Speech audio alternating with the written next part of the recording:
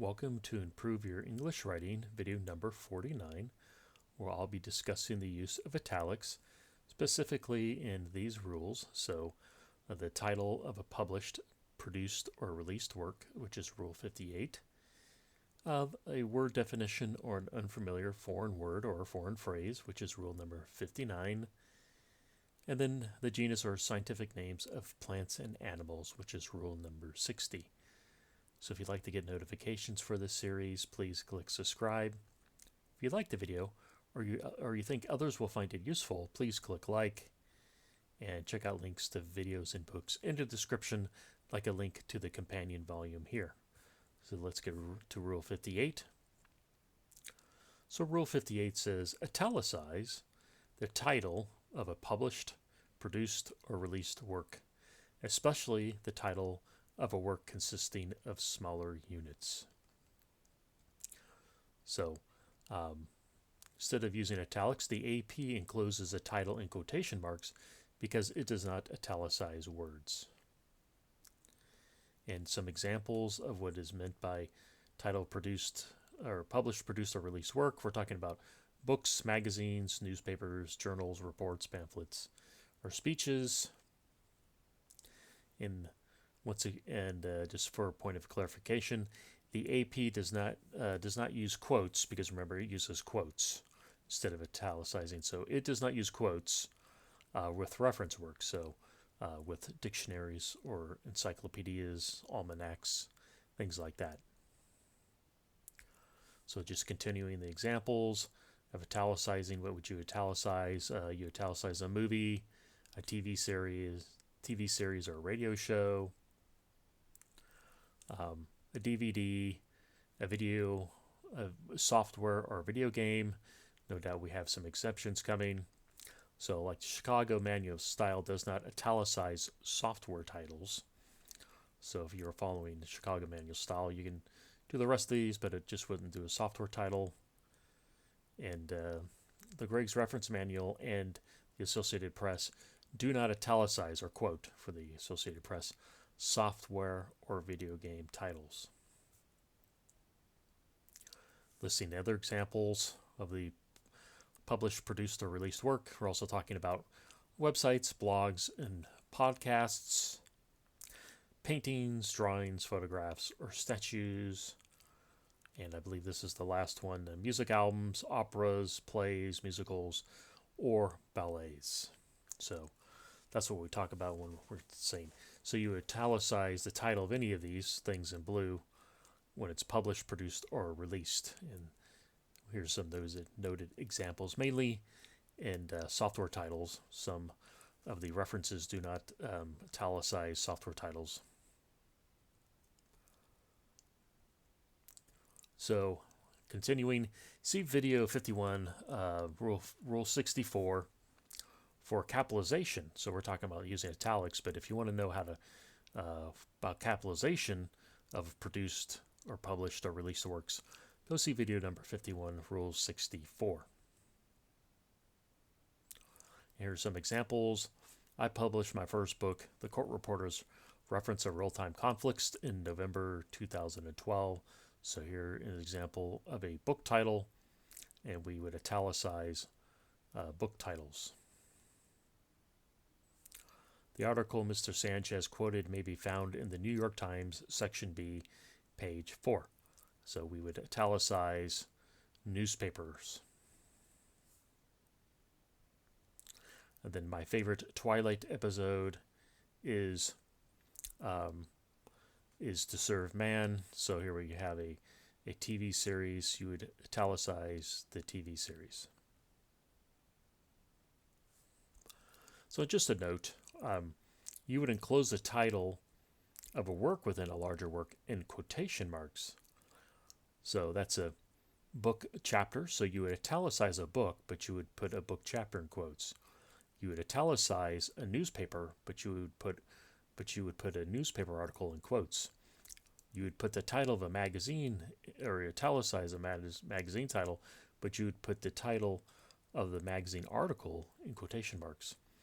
In the same vein, just not to repeat myself, but you'd use quotation marks with a TV episode, with the album from a song or song from an album, a web page, because you would put the website in italics and the web page in quotation marks, blog post, or podcast episode.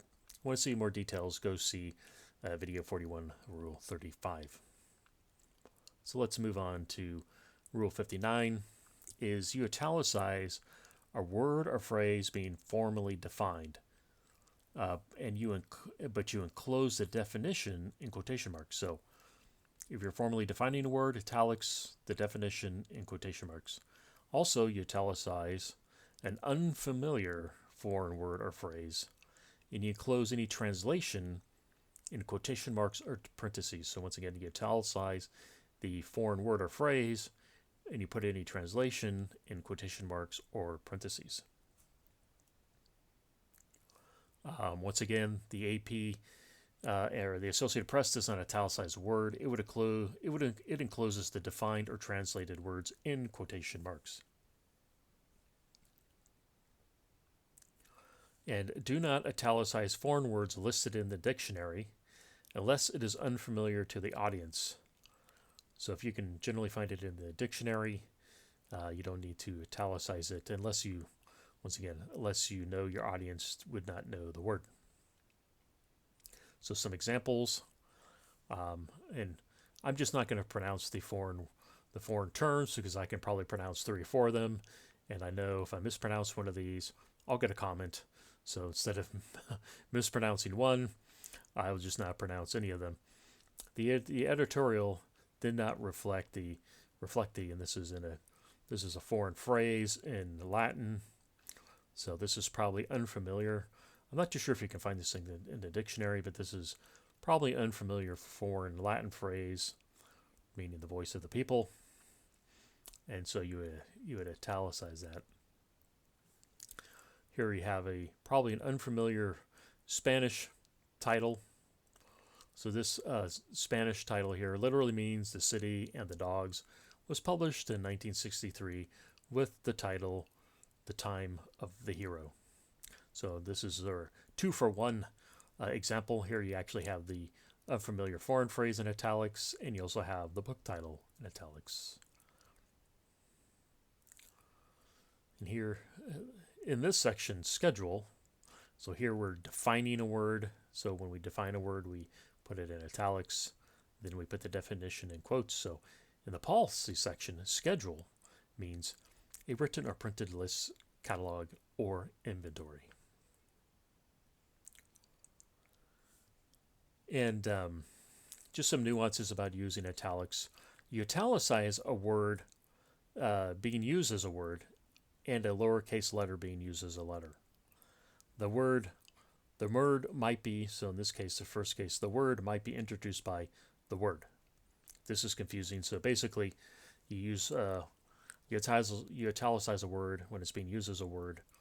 Not the meaning. You'd usually use a word like editorial, but in this sense, we're understanding the definition. But if I was to specifically use the word just as the word, then you'd use it in quotes. Or let me show you some examples. Do not search for the word punctuation in this book. So since we're using punctuation as a word and not for its definition, we would italicize it. And we also do lowercase letters, so mind your P's and Q's. These are lowercase letters being used as letters, so we would italicize them.